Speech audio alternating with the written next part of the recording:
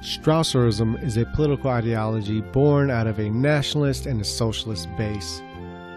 If Hitlerism is today called National Socialism, then I guess Strasserism could be called Socialist Nationalism. Anton Drexler in 1918 first founded what is today referred to as the Nazi Party. Not long after that, in 1919, Hitler joined, and he quickly became the figurehead. And then not long after that, the Strasser brothers, Otto and Gregor, their organization joined in 1920. It became more and more a common event to see other right-wing groups start to solidify underneath the Hitlerian banner. Much like today, where there's many different fractions of the right and the threat of a solidifying left on the other side, these fractured wings, these parties, these different right-wing parties, started all to solidify themselves under Hitler as a reaction to the forming left and materializing right in front of their face. So all the right-wing groups, they started to form underneath one, and Hitler had that magnetism that was bringing everyone towards him. Now, the Strasser brothers and people like Anton Drexler, among others, were more idealists than anything else. The parties they built, the ideologies they had, were built on principles that were meant to be the law over any leader. Much like the American president is supposed to yield to the Constitution. This is kind of how Drexler and the Strassers set up their system. Now, Hitler was a more pragmatic character, let's say. The parallels can actually be drawn till today in the American election cycle going on right now. Hitler entered the German Workers' Party as Trump did the Republican Party, in name only. Hitler was not bound to any set political ideologies drawn up by Drexler. He instead used Drexler's party as his launching pad, much like Trump did with the Republican Party. And just as today the establishment Republicans resent Trump for essentially outshining them on their own stage, so were the more leftist and idealist of the Nazis in resentment of Hitler's surged popularity, especially since he was not beholden to any ideologies outside of his own will. So the beer hall putsch happened, and this is when Hitler tried to take over the government with force. It failed. He ended up going to prison. They ended up outlawing a lot of Nazi activities and speeches. The party got fractured. It broke up into different segments, mainly the northern Nazis and the southern Nazis. And in the north, it was run by Gregor Strasser at the time. And they had kind of made up their own little platform, and it was basically similar to what the Strassers had in their original party before they went in with the Nazi party. So this fractured Nazi party wasn't doing much in the time that Hitler was in prison. It took him getting out and unifying everyone and getting the ball rolling again so they can continue on their pursuit, their goals. And this, more clear than anything else, just shows Hitler's importance to National Socialism.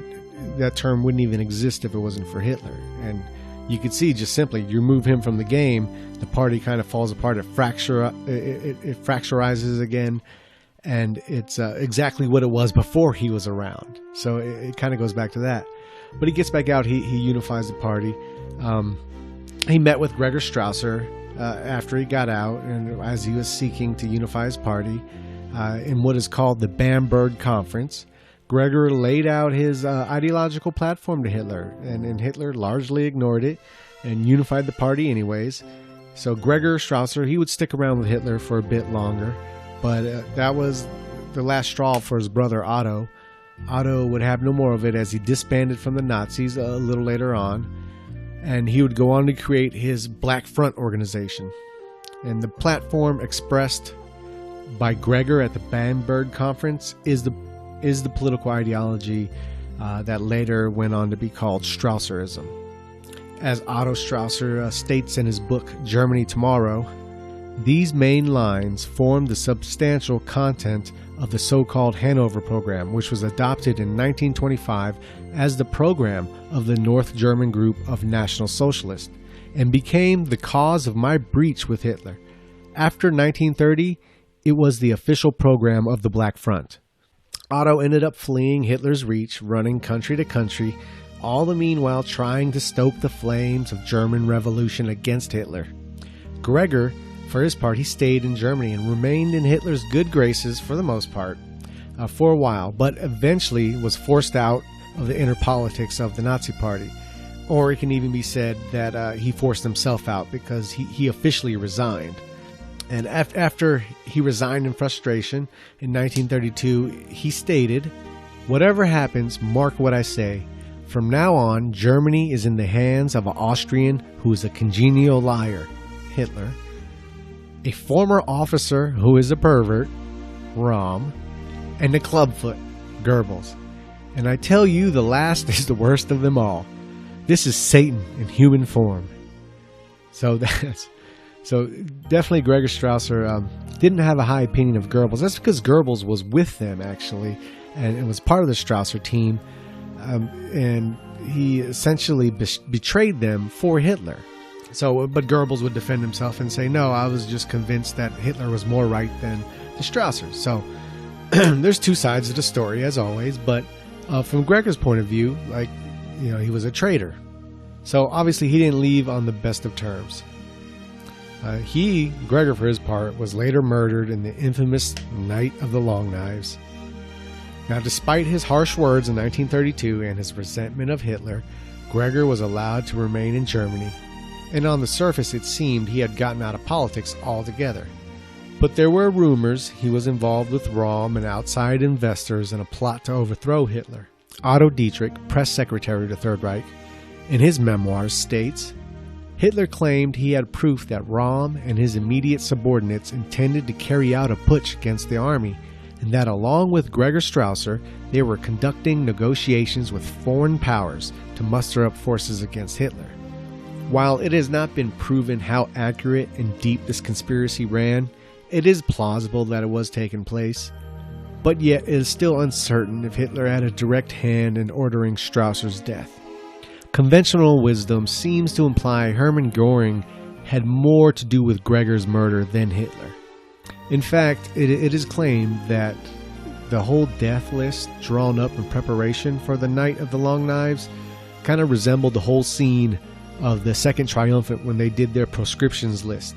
Augustus Caesar, Mark Antony, Marcus Lepidus, 2,000 years ago, had drawn up their own list on all the senators who were political enemies of theirs as they were re-entering to take control of Rome. And it got to the point where people were just throwing names on the list of people they simply didn't like. They had nothing to do with politics, people that annoyed them, people that they just wanted to simply take all their wealth. And this seems to the death list for the Night of the Long Knives might have had a little bit of this going on as well, especially involved with Himmler and Goering. So they might have had their own liberties. As Hitler's personal friend, Heinrich Hoffmann, states in his memoirs, "I hastened to Hitler, who seemed deeply moved. 'Think of it, Hoffmann,' he said, gripping my arm and speaking with obvious emotion.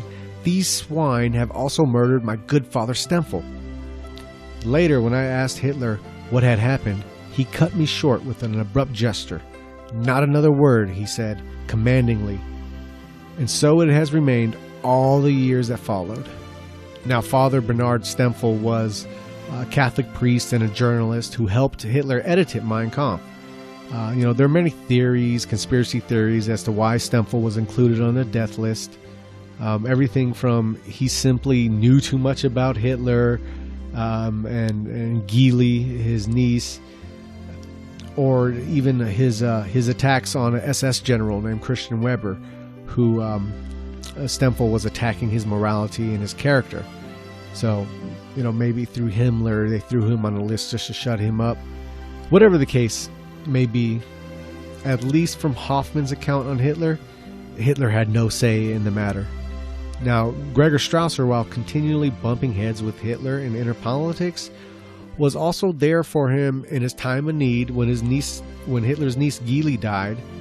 Many people feared that Hitler would take his own life. Gregor reportedly talked him off the proverbial ledge a few times in that 2-day period after Gili's death. Once again, from Otto Dietrich's memoirs, When Gregor Strasser returned, he reported that he had the greatest difficulty rousing Hitler from his severe depression. Gregor was there. Gregor Strasser was there when Hitler returned back from, because when his niece died, he was told as he was en route to another place, so he had to drive back, and Gregor met him there and kind of told him, and he was there at that moment and you know, was there for his hardest time. And also a lot of the times Gregor Strasser spoke on Hitler. It wasn't always so negative towards Hitler. It was more about the people that surrounded Hitler. And he felt that there was a lot of negative influence going on by the people around Hitler, more so Hitler. So there wasn't this hate for each other. It wasn't like as it was with Otto Strasser and Hitler. This was different. This is why Gregor, you know, felt safe still living in Germany.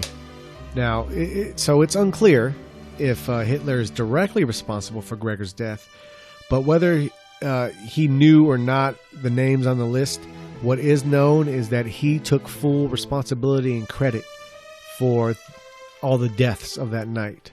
So whether he personally initiated it or not, certain names on the list, he definitely took credit for it, and he definitely wasn't super mad about it because no one was punished over it, so over any of the killings. An interesting note, in 1940, Otto Strasser documented in his memoirs, Hitler and I, something his brother had told him in their last conversation before Gregor's death.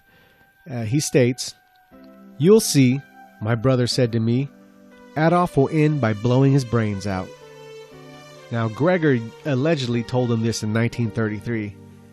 So, you know, one wonders if Gregor came to this conclusion after his experience with Hitler after Geely's death, because it was said that he did have to talk him out of killing himself. That suicide is something that came up in Hitler's darkest times. Now, speaking of Otto Strasser, of course, unlike his brother, he was very bitter towards Hitler. In fact, so bitter, and once again, who can blame him for being bitter? He did murder his brother. Otto did have to flee from Germany and everywhere else because of Hitler. But he was so bitter that, you know, what he says about Hitler has to be taken with a grain of salt. He seems susceptible to making up claims about Hitler and even outright lying at times, all with the intention of trying to make Hitler look like a lesser man. I have read virtually all the memoirs of Hitler's inner circle, and out of them all, there are only two outliers. There's Hitler's Memoirs of a Confidant by Otto Wagner and Hitler and I by Otto Strasser. Outside of those two books, the rest of the memoirs, about 10 books overall, all paint the same character of Hitler. Now, it turns out the Otto Wagner guy was not really in Hitler's inner circle and was only around for a short period of time. So this kind of explains some of the discrepancies with his memoirs. Meanwhile, the Otto Strasser memoirs did seem to be flat-out lies. The picture that Otto paints of Hitler was nowhere to be found in any of the other memoirs.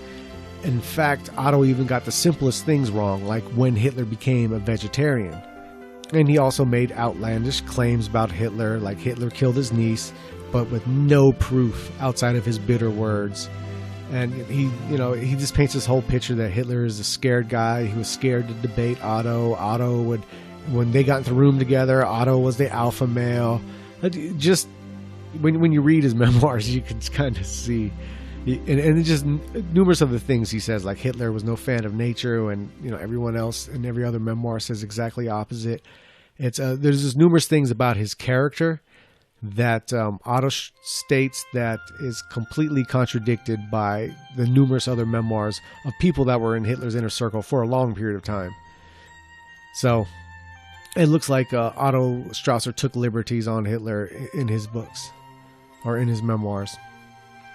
But with that said, let's see what led to the original split. We'll take a look at some of the tenets of Strasserism. So we'll break down Strasserism in three different components. First, the economic policy, then the functionality of the state, and then the cultural attitudes. The three major tenets of his economic policy are autarky, a state monopoly of foreign trade, and a currency standard of our own.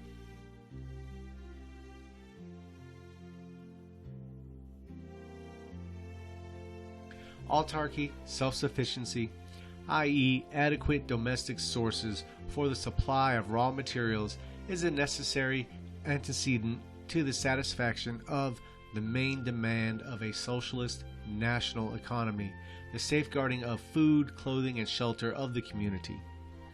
The most important raw materials that are lacking, cotton, oil, rubber, can in part be replaced by such substitutes as artificial silk and flax, in part by synthetic products. Efforts to make our national economy independent of the rest of the world will be facilitated by simplifying the lives of our fellow countrymen. Under the capitalist system, a great many daily needs are artificially developed by advertisement. Simplifying life would not mean a relapse into barbarism, for culture is not dependent upon luxury or upon gratification of the needlessly created wants. In a true fellowship, no one would make a to-do about satisfaction of such needs while any of his fellow countrymen were going hungry from the lack of work. National autarky cannot and must not be the last aim of the socialist economic policy, for we are not concerned with a Spartan ideal, but with a Dionystic ideal, in the profoundest sense of the term. Consequently, this national autarky can only be a transitional phase through the present international situation. Makes us suppose that it will be the terminal phase of German socialism. So basically, the self-dependent economy they're not absolutist in the sense that they want to remain strictly self-dependent or strictly off of their own materials. They are open for trade, as we'll go into right now, but they're saying first there needs to be extreme self-dependency so they can know that they can survive without the international markets. So far as important of raw materials or luxuries seems necessary or desirable, the German people will export some of its own wares in exchange for the requisites. The exchange will not be effected in accordance with the arbitrary wishes of individual producers, but in accordance with a plan drafted to suit the needs of the state, and this will involve the existence of a state monopoly of foreign trade. Such a state monopoly will not, as does the Russian, aim at conducting the foreign trade, but will merely supervise and give license for export to such persons as may need them. The monopoly will also suit the needs of a planned economy, without which a socialist economy is impossible. So basically all the foreign trade is taken out of the individual corporation's hand and put into the state's monitoring.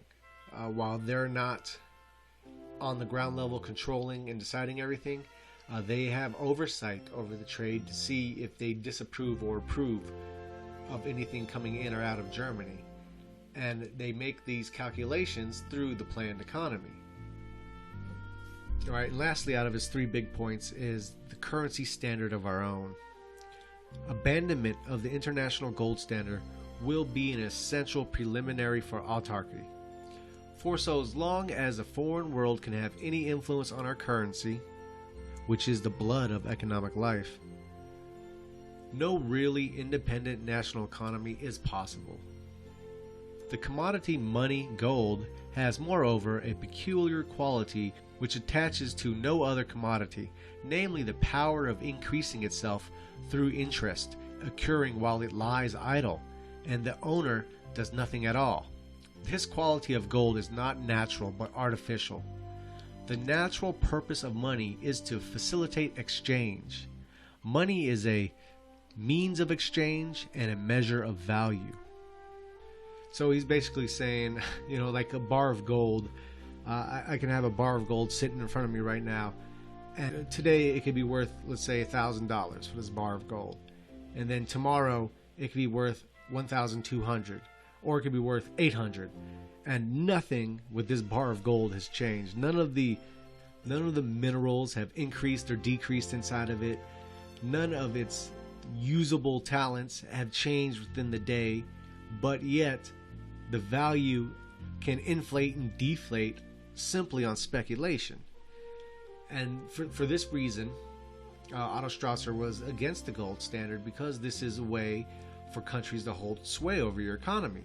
And Strasser takes this viewpoint where this currency, this money gold, is an abstract concept. So why give this power over your society, over your country, to people that can speculate and inflate and deflate the value of this rock that we're supposed to base our whole economy off of?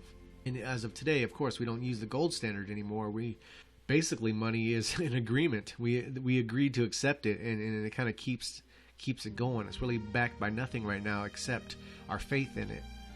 Now, on private property, the Strasserist believes the transformation of economic policy by the establishment of autarky, a state monopoly of foreign trade, and a currency standard of our own, subsumed under the comprehensive term of a planned economy, is today regarded as necessary by numerous groups in Germany and elsewhere in Europe. But this theoretical recognition of a planned economy will remain sterile as long as there are groups still cling to the prevailing capitalist economic law which decrees that private property is sacred. One who takes his stand upon the maintenance of private property and land, the raw materials that lie beneath the surface of the land, and the means of production in general, is not only repudiating German socialism, but is also defending what will make a planned economy impossible, no matter how adherently in theory he may desire it. The abolition of private property in land, raw materials that lay beneath the surface of the land, and the means of production is the main demand of German socialism, and the presupposition to a planned national economy. Now, Strasser's view on private property is basically that the resources should not be monopolized by independent companies, that these are things that need to be oversaw by the state. So for this reason, he did not believe in private property. This also goes towards not only the big companies, but this comes down to the working class families too. So private property is a touchy subject, but the Strasserites believe that there should be no private property. Now next he goes into what he calls entails. Now, as the translator of the book Germany Tomorrow points out, that the word entail really doesn't make too much sense to what he's in translation. So they said the word usufruct is probably what he was going for when he says entail. And usufruct is the right to enjoy the use and advantages of another property short of destruction or waste of its substance. So when he's saying entail, basically he's saying that. And we can also interpret this kind of as like the Brazilian integralist syndicates they wanted to set up. Same kind of mentality here with the entails and the usufruct. So let's just get into a little bit what he says about that. Probably clarify it a little more. Then, first of all, let me insist that the German has a longing for his own peculiar style, for independence, for delight in responsibility and joy in creation. The lack of possibilities for satisfying this longing constitutes the taproot of the homelessness, the disconnect, the purposelessness of existence of the latter-day German. He suffers, in a word, from the proletarian character of his life, from his lack of possessions, from the hopeless prospect of his old age, and from the dependence of his presence. To de-proletarianize the German must therefore be the main task of German socialism. This brings us to two apparently contradictory demands of German socialism. 1. No German shall any longer have private property in land and raw materials that lay beneath the surface of the land, and the means of production in general. 2. Every German shall have possessions in these same things. The escape from the apparent contradiction between these two fundamental demands of German socialism can be made by something which we were the first to advocate in the introduction of entails. To make this demand intelligible, we must briefly discuss between private property and possession. To have a thing as one's private property means that one can do what one likes with it and can sell it, injure it, or destroy it at will. To have possession of a thing means usufruct, that one is entitled to use the thing, to exploit it, but subject to the will and supervision of another. the substantial owner whose private property it is, i.e. the state. The proprietor of the entire German national economy will henceforward be no one other than the community at large, the whole nation. But the nation, or its organizational form, the state, will not run this economy by itself. It will hand the national economy over, fragmented, and in trail for exploitation by German individuals or German groups. This watchword of entail forms the core of German socialism. So these are these syndicates he's talking about, and we'll get a little more into how they work when we break down the aspects of the functions of the state with Strasserism. So he's basically saying that you have possession of the property, but it is not your private property. It is just yours as long as it's deemed to be yours by the state. I mean, to be honestly. So there is a responsibility to it. If they come and see you're doing something, they don't want you doing on your property, well, then they can step in and they can take the property away from you. They can run you out of there, etc., etc. So that's what he's saying. You're in possession of the land, but it is not your land. How this land would be paid for, Strasser spoke about a land tax. So instead of paying mortgages on your house or paying some individual company, you would be paying a land tax to the state for the property you own.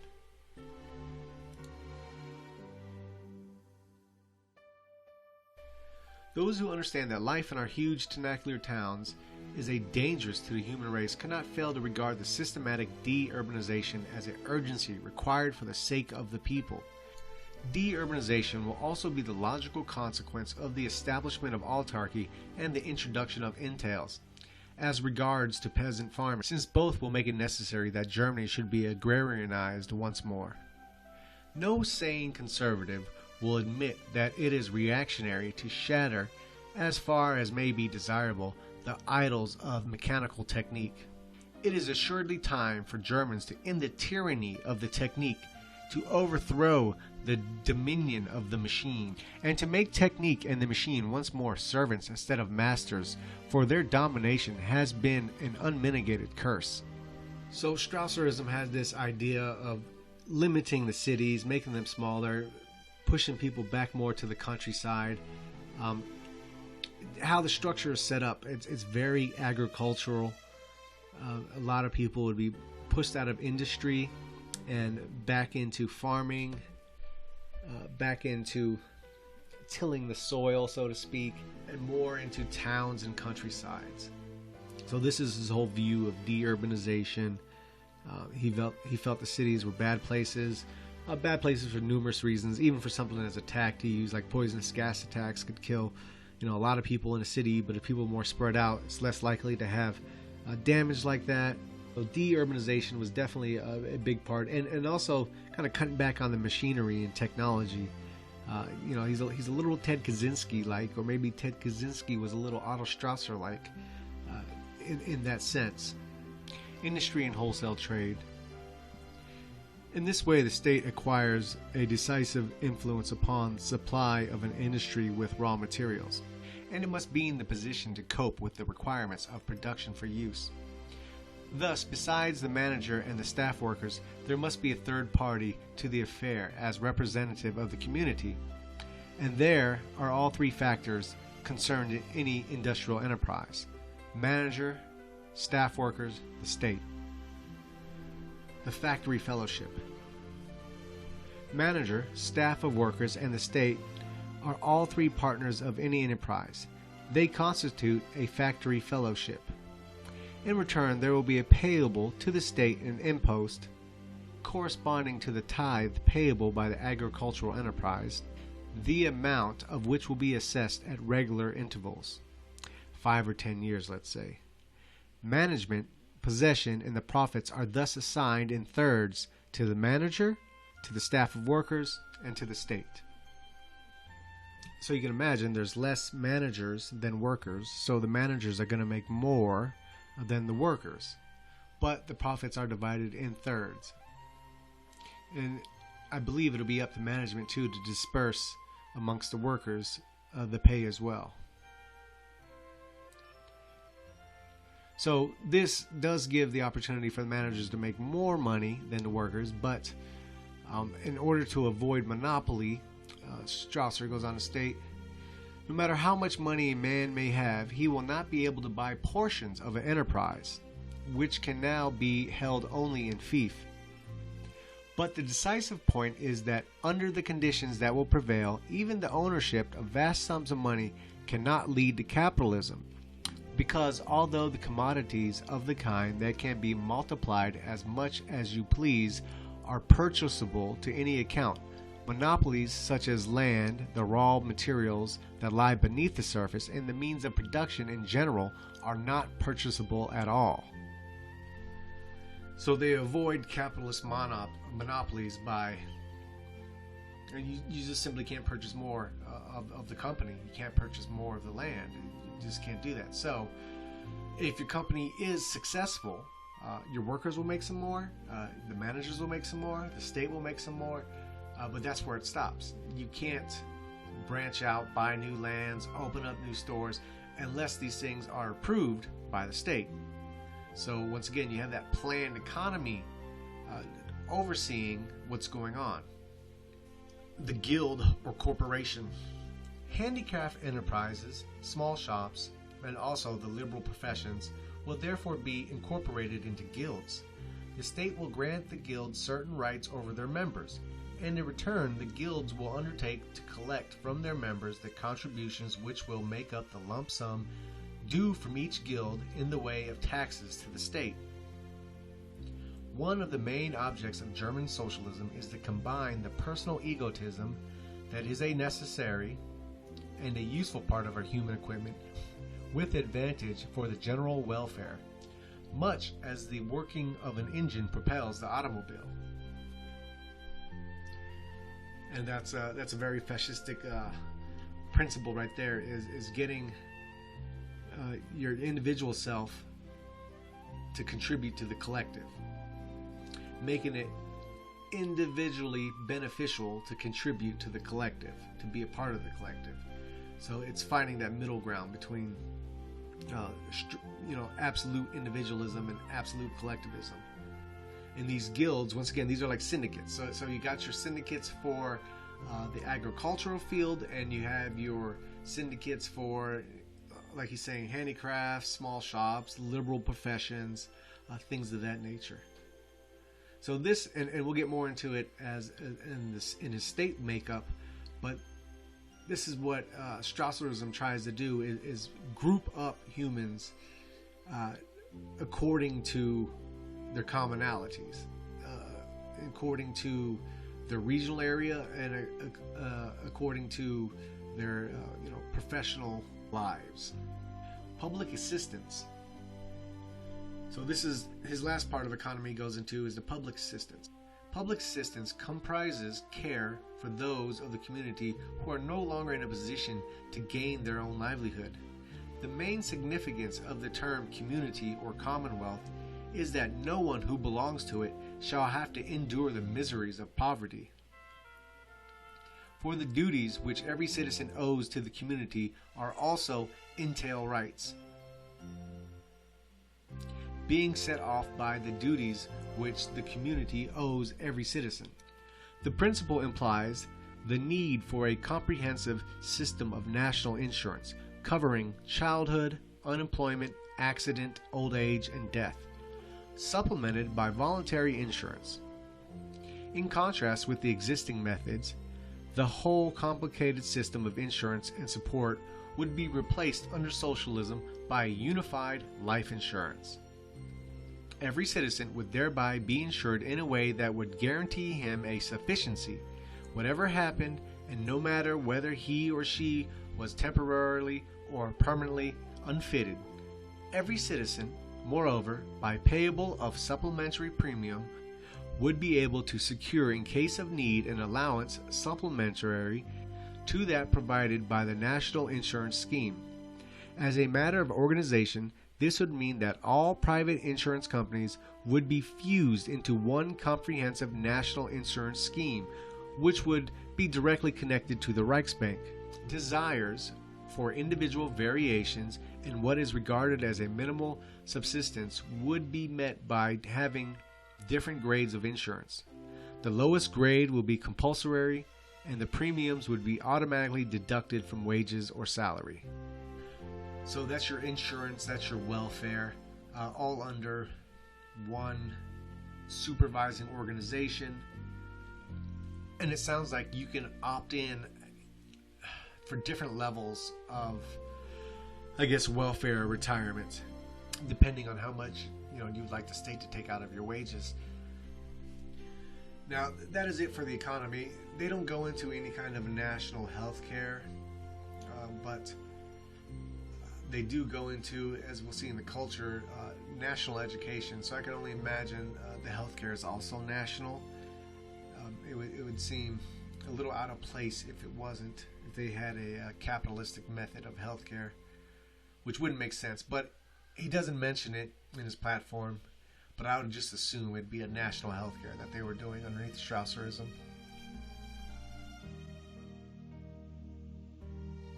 The state is not an end in itself, but something whose aim is, or should be, to deal with the organism of the people, or nation, that it may most effectively utilize all the energies that will enable the community to maintain itself as against other communities in the world.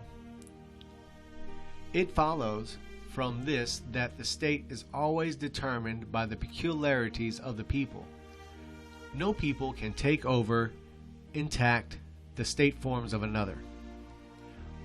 When the form of the state is adapted to the peculiarities of the people of one country, our organic outlook makes it plain that this form of state cannot be perfectly adapted to the peculiarities of any other people.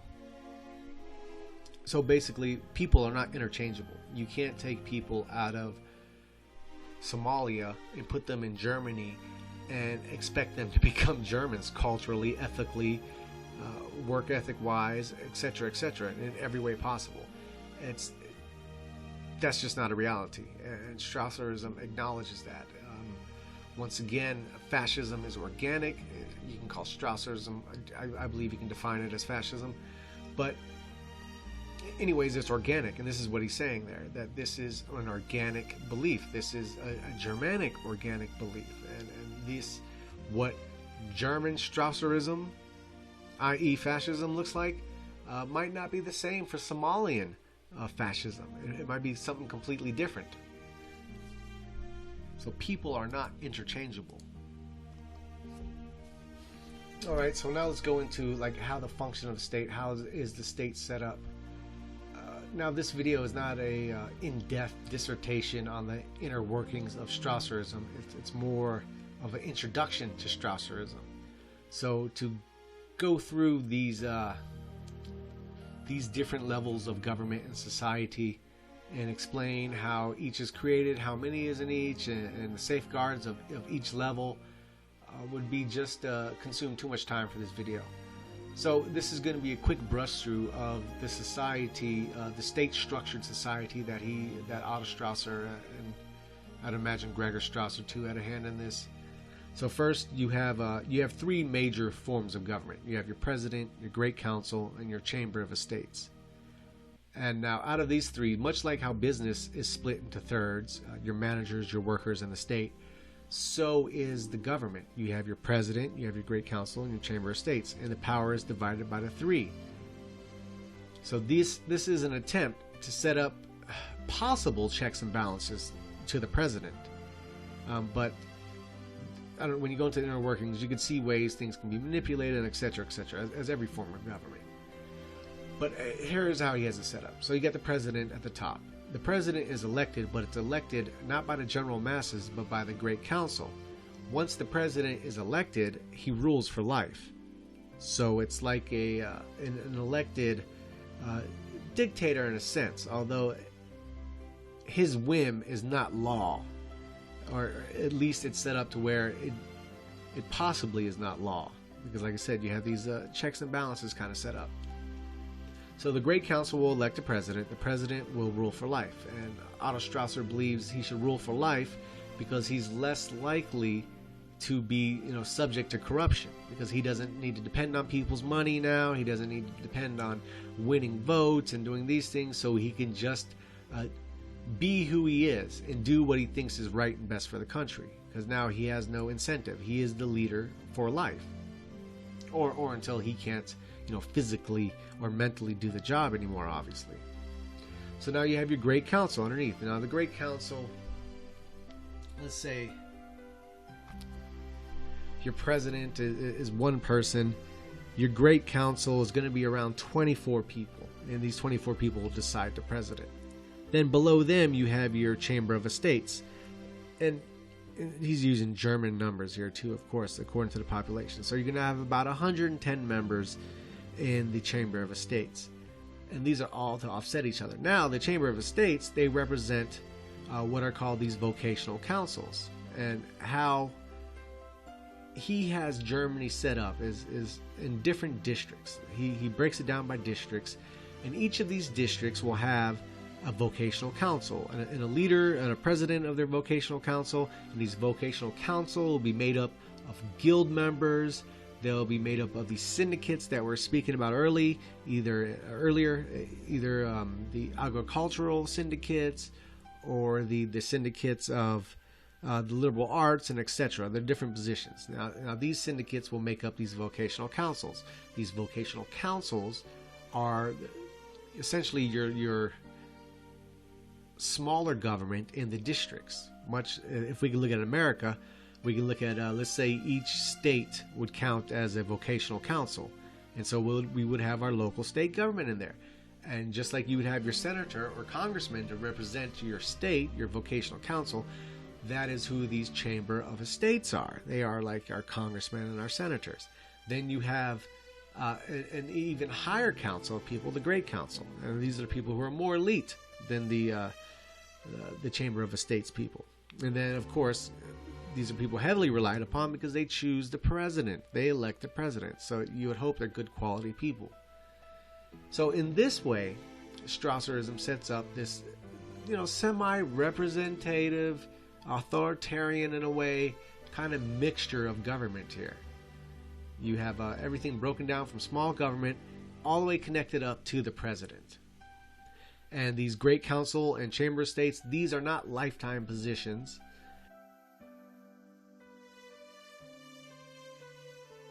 The philosophy of liberal ethic has been and still is materialism. So once again, we see that the rejection of this liberal capitalistic materialism. We should be false to the teachings of history were we to deny that the source of Christianity did not flow from the spot where the heart of the West beats. So definitely strong Christian overtones. He thought Christianity and Europe went hand in hand, which is a contradiction to what Hitler believed. But he also believed that, Strasser that is, that a relationship between the state and the church is strongly in favor of the separation of the two. So not like Cadriano in the Iron Guard was, Strasserism was a theocracy in a way, but a separation of the two. Government for government, and religion is your own personal matter. Now on to some of the free speech and press. The press requires special consideration. Though on principle we demand the freedom of the press, liberty does not mean libertinage, as it has done often enough under liberal aspects. Guarantees will have to be given to ensure that the freedom shall not be misused. The most effective guarantee will be the insistence that every contribution to a periodical shall be signed. The abolition of anonymity and of the editorial we will make the writer responsible both politically and legally. So yeah, this is the same throughout all kind of fascist societies. You have the freedom of press. You even have the freedom to criticize. What you don't have is the freedom to needlessly attack, divide, and try to rouse people against the system. They're just not going to tolerate that. Though early, I have castrated and repudiated the liberal illusion concerning human equality, I nevertheless adherently champion the conservative doctrine that equality of opportunity is essential, that, as far as can be, all should be given to an equal start in the race of life.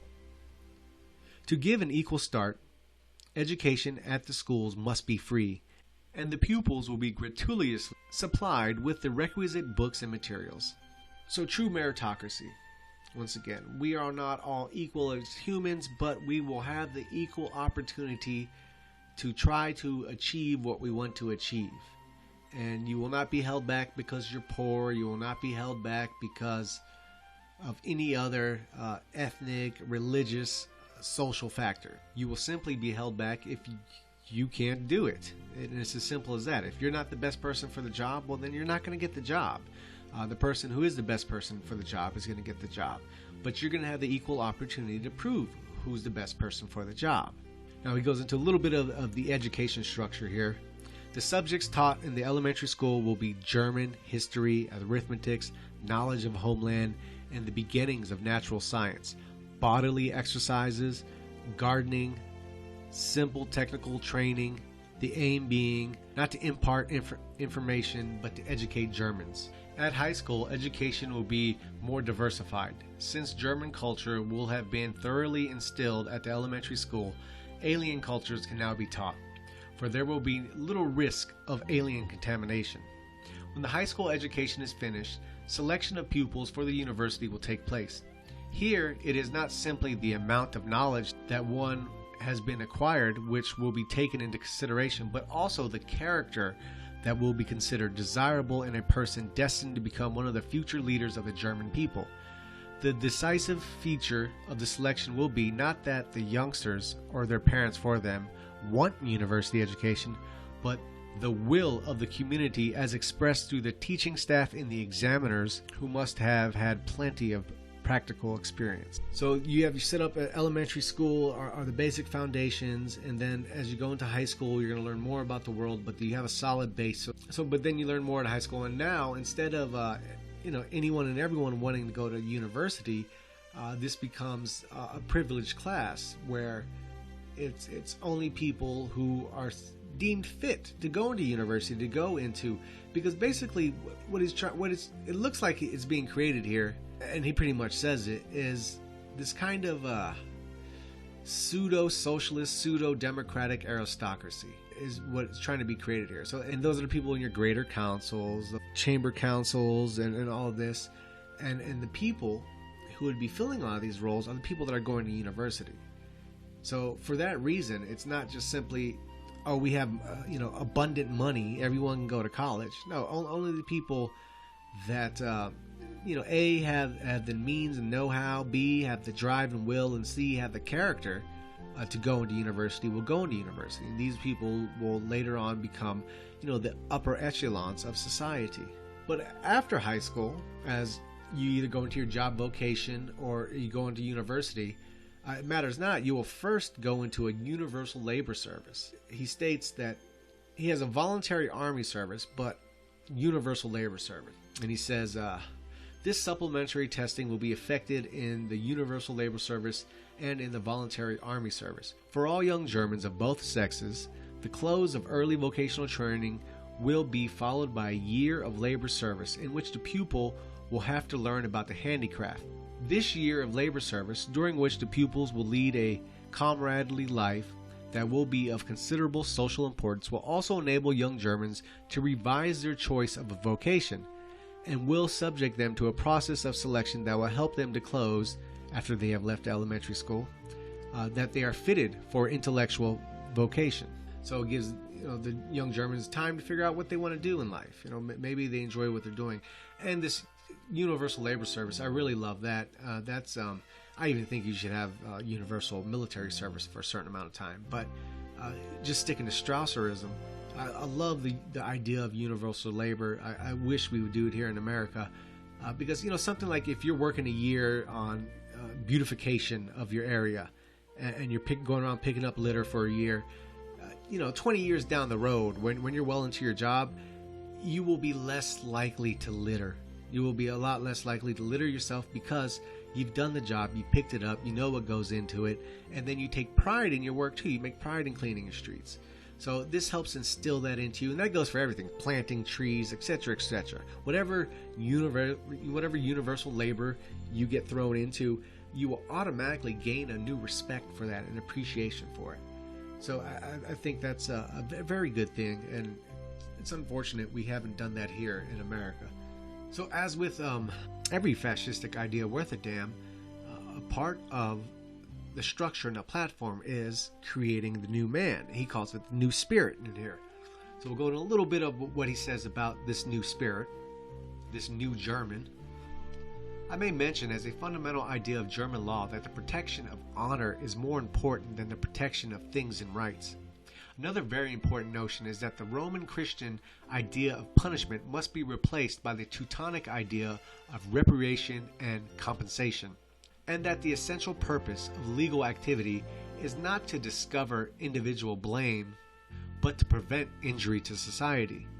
The basic difference between the German law of tomorrow and the civil code of today will result in a complete change as regards to punishments, and above all will reduce to a minimum the present absurd practice of punishing people by depriving them of liberty.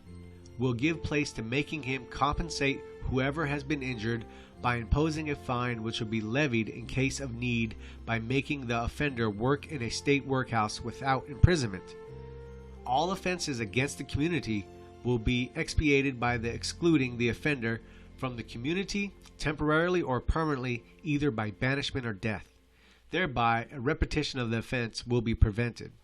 So, basically, he wants to end the whole prison punishment culture and say if crimes, let's say like theft, burglary, destruction of property, even assault, these can all be compensated. Someone can be put to work and learn to become a better citizen, and through that, given the opportunity to contribute back to a society instead of being thrown into a cage and being punished and essentially learning nothing and getting released again, even worse than he was when he went in, which is generally what happens to the majority of the inmates that go into the prison structure. So it's he's looking at different methods of dealing with crime, but if you do murder, if you do commit these horrendous crimes, whatever they are, like a child molestation or things like that, you're either banished or killed. I mean, you're dealt with permanently. So it's not being soft on criminals. It's because banishment and death is still there. I would imagine banishment much less than death would be used. But yeah, for capital crimes, you're going to have capital punishment. But outside of that, they're going to try to make you be a contributing member.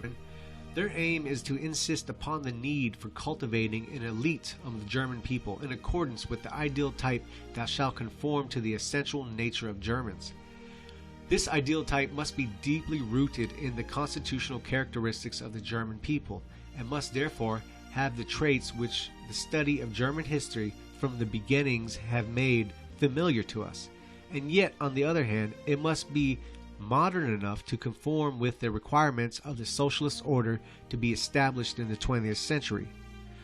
Both demands be fulfilled by producing an old German type of knight, a chivalrous being whose best characteristics are embodied in all the greatest figures of German civilization, and who stand forth from the earlier conservative epics of German history.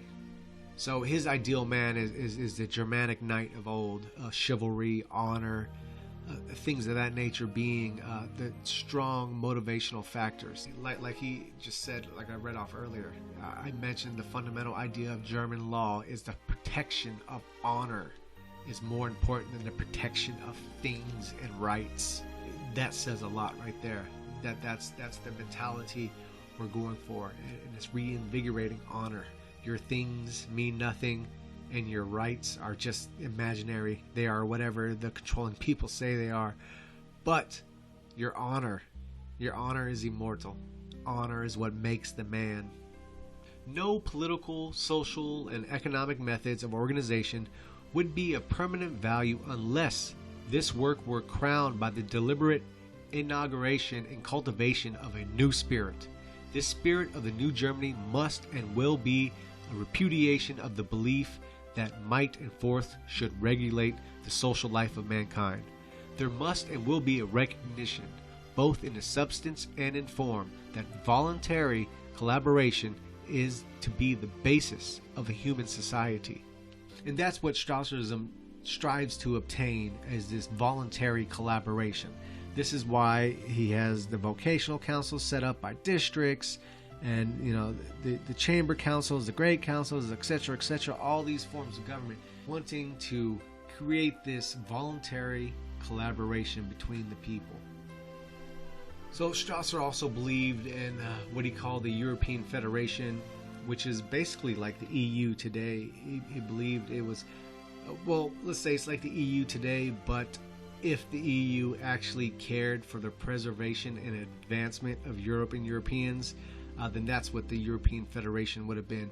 But it's the same kind of thing he was talking about, as with a monocurrency amongst them, a gathering of leaders of each country to make the decisions for each country. It was very similar to what the EU is today.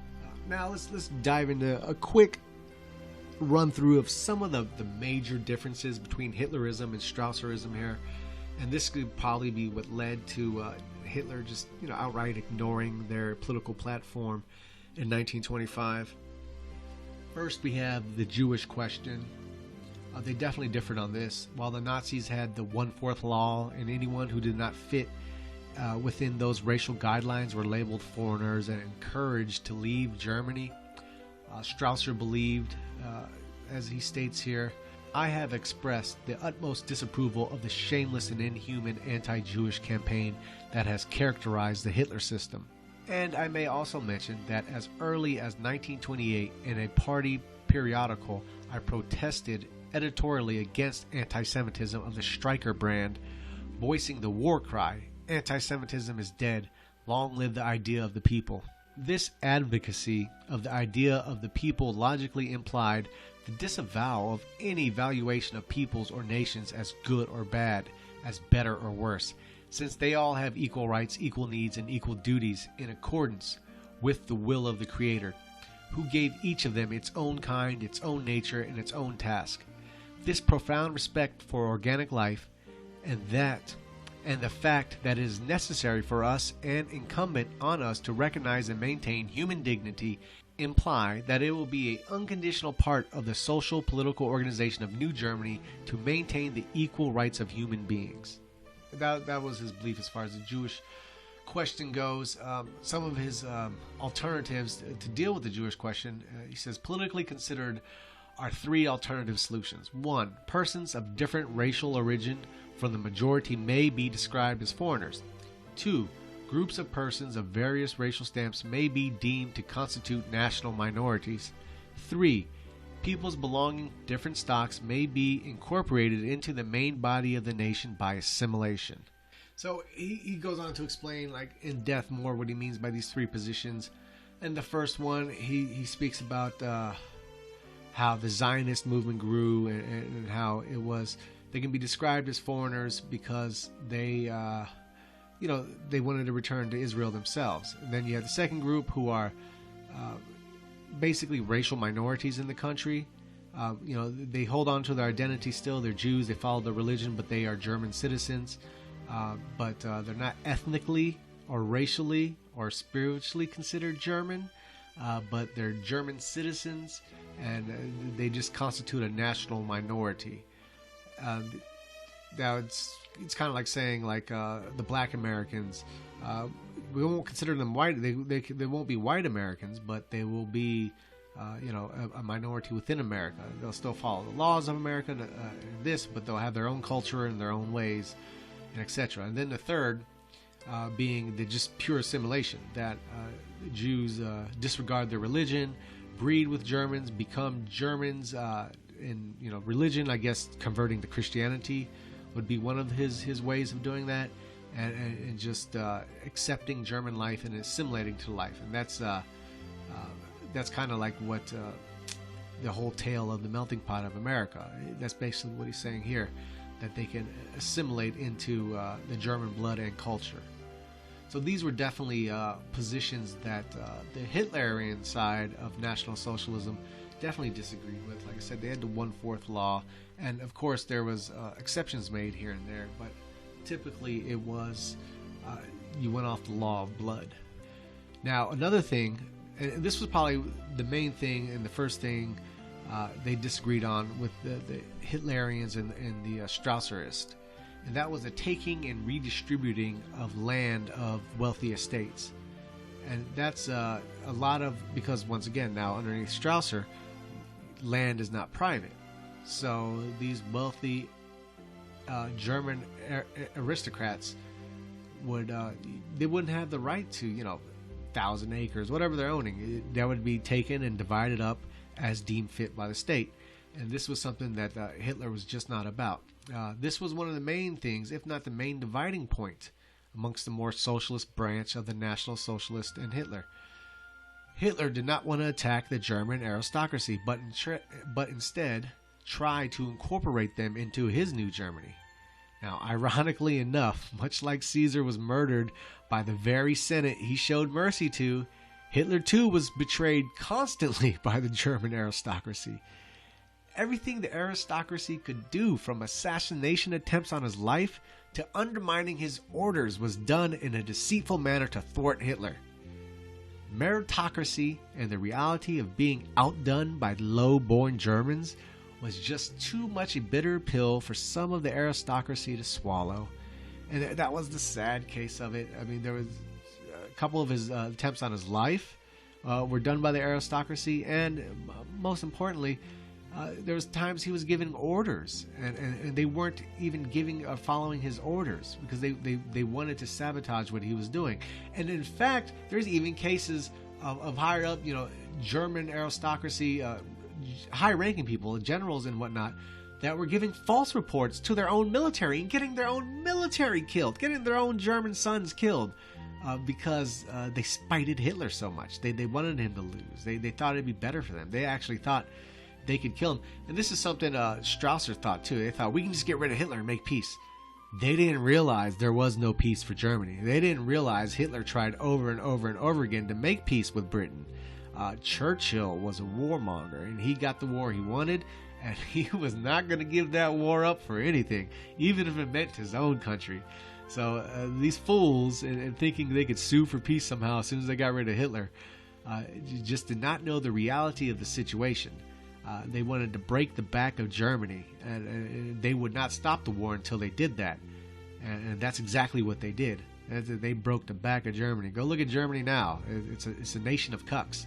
So they broke their back. And the war wasn't going to end until that. So the aristocracy was blind to that, and so was Strasser.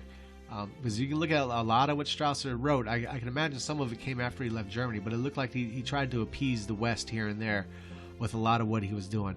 But that fell on deaf ears. That was a waste of time. So the aristocracy, even though Hitler went to bat for them, even though there was a good chunk of the Nazi party that were a lot more socialist than Hitler was. Once again, Hitler was a pragmatist. He was actually more Machiavellian than anything else. And these people were socialist idealists, these Strasserites and the Drexler types. And, they wanted the aristocracy to be dealt with and kind of be broken down and say, you're not as special as you think you are. But Hitler thought it was better to work with them. And in times he was right, and times he wasn't right. Because like I said, they did betray him. Members of the aristocracy did betray him. They didn't do it, in unison, but there was fractions of them that did. Now, as far as religion, Strasser felt Christianity was the lifeblood of Europe, while Hitler felt it was a foreign bacteria infecting the blood of Europe. So there was definitely a disagreement there on how to go forward with the religious angle. And lastly, Hitler believed in top-down leadership, authoritarianism, while Strasserism believed in a fractionized ownership-type syndicates and a three-tier governmental makeup that seeks to create possible checks and balances amongst each other. So there was the big difference in there too, which led to just there were oil and water. There were oil and water. To say who's right and wrong is pointless. We know who was successful and who wasn't successful. And, if we look at it that way, we see why Hitler, came to the top, why the cream rises to the top, as they say. But that is your synopsis of Strasserism right there. It's although he would not himself describe it fascistic, in fact, he described something else. He described fascism as something else, and he specifically looked at the Italian model. But he was actually inaccurate. A lot of the things he expressed were very similar to what was going on in Italy, and maybe it was ignorance on his part, or maybe he was just so hell-bent to distance himself from, the term fascist. So it starts with the Black Front and Strasserism. But I would definitely consider Strasserism a branch of fascism. It's very fascistic in spirit and policy and principle. So although he would not consider it that at all, it would be Strasserism as far as he's concerned, its own, his own political creation. But whatever it is, that is Strasserism for you wrapped up. Suggested readings, I would say, are Germany Tomorrow, which has the whole platform of Strasserism in there, and his memoirs, Hitler and I, which I would say take with a grain of salt. My personal educated opinion is filled with lies, and they're easy to point out once, especially if you, like I said, if you read all the other memoirs, and you can gauge a personality from that, and you can also gauge that same personality expressed in those memoirs as in table talk. So if you can put all that together, and then you line that up against Otto Strasser's one book that paints a completely different portrait of Hitler, I think it's pretty easy to tell that he fantasized some of these things, and he definitely did it with an intent to harm Hitler's character. But whatever the case, those are the two suggested readings for this video.